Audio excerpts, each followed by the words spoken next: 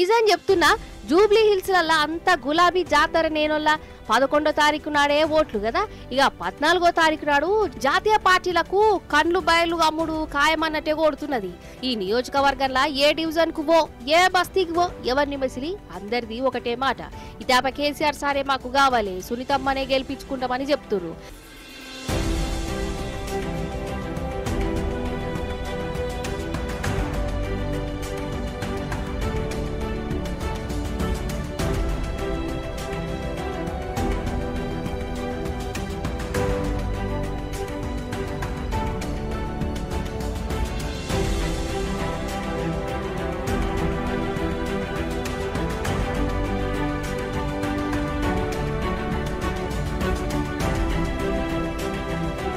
ఇక ప్రచారంలో కూడా బీఆర్ఎస్ పార్టీ ముంగటున్నది. జనాలు సుంతమ్మను సొంత ఆడపడుచు లెక్క దగ్గరికి తీసుకొని ఆమెకి మతిస్తురు.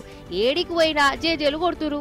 ఇక శుక్రవారం సంది మన రామన్న రంగంలోకి దిగుతుండో జూబ్లీస్ నియోజకవర్గం అంతా రోడ్ షోలు, సభలు, మీటింగులు ఉంటాయి. సరే బీఆర్ఎస్ ప్రచారాన్ని చూస్తున్నారు గానీ మరి షేయి పార్టీ వాళ్ళ ప్రచారం చేస్తలేరా, వాళ్ళు ఓట్లు అడుగుతలేరా అని మీకు అనుమానం కొట్టచ్చు. బరాబరే, వాళ్ళు కూడా ప్రచారం చేస్తాండు, ఇంటింటికి పోతురు. కానీ జనం ఎట్లా అడుచుకుంటుర్రో చూడాలి మీరు. అగో మంత్రి జూపల్లి సారు ఈ పెద్దవకాడికి పోయి కాంగ్రెస్ ను గెలిపియూరి అని చెప్పిండోళ్ళ ఖతమిగా అవ్వ సురుకు పెట్టిందో మరి ఈనూరి మీరే.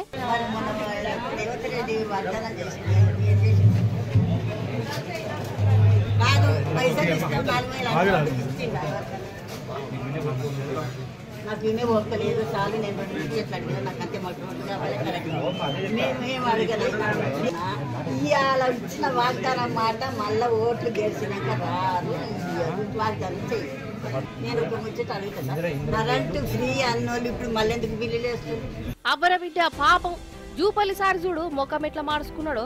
ఆమె అడిగిన ఒక్కదానికన్నా సార్ కాడ జవాబు లేకపాయ్. గ్యాస్ 500 అంటిది, ఆ గ్యాస్ మొద్దేటువా 4000 పెన్షన్ అంటిది. ఆ పెన్షన్ ఎవరు మింగుతురు? కరెంట్ అంటిది తాపకోసారి ఎందుకు పోతున్నది? ఇగో గిట్లనే గట్టిగానే తీసింది పెద్దవ్వ. సారేమో చెప్పబోతుండు గాని ఈ అవ్వ మరి అమాయకురాలు కాదు కదా. కండ్లారా కరనే కనబట్టే షేయి పాటి పారనే ఎట్టున్నదో, అందుకే కడిగి పడేసింది. ఇక సారేమో సప్పుడేక అడికెళ్ళి మాయమైపోయిండు. ఇక ఇంకో దిక్కు షేయి పాటోళ్ళు ఏడ కనబడితే ఆడ జనాలు నిలదీస్తూనే ఉన్నారు. వాళ్ళ ఈ రేవంత్ సీఎం అయిన కాంచెల్లి హైదరాబాద్ ఆగమైంది.